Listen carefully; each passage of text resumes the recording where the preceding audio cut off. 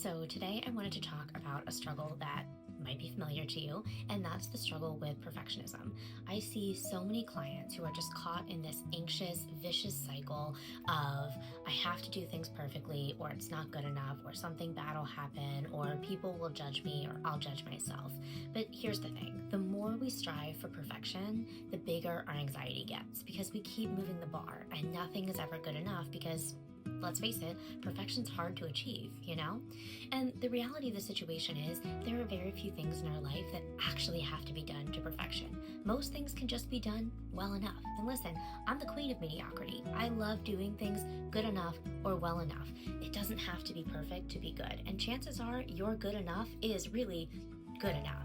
So if you are someone who struggles with perfection, I really want to challenge you this week.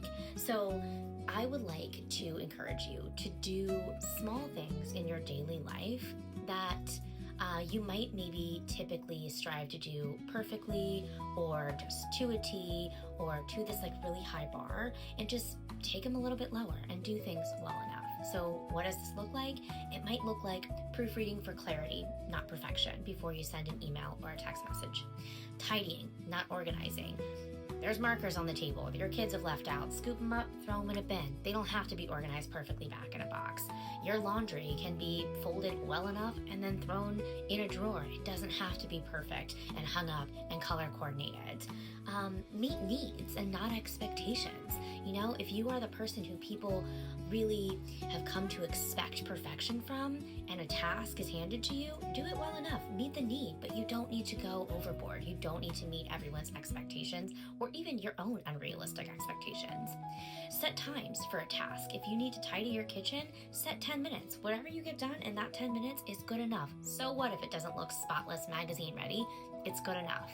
You can do something you're not good at. Maybe it's art, maybe it's singing, maybe it's dancing, maybe it's trying a new hobby or a sport, crocheting, I don't care. Whatever it is, do it because you enjoy it, not because you're good at it. Share a process and not a product. Maybe you're writing a song. Maybe you're working on a craft project. Maybe you're working on an assignment or a project at work. Share the process. Show people what you're working on without being worried about the final product. We so often hold back what we're doing because we want to show people, look what I've done to completion.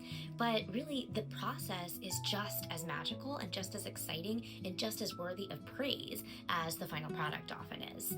And then in that same note, learn to celebrate completion, not perfection. When you get something done, it doesn't matter if it's perfect. It doesn't matter if it could have been better.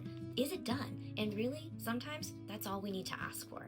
So if you are someone that struggles with perfection, this is my encouragement and my challenge to you this week. Can you just get comfortable with the idea of doing good enough and not doing perfect? Because perfect doesn't exist, but you are perfect just because you exist.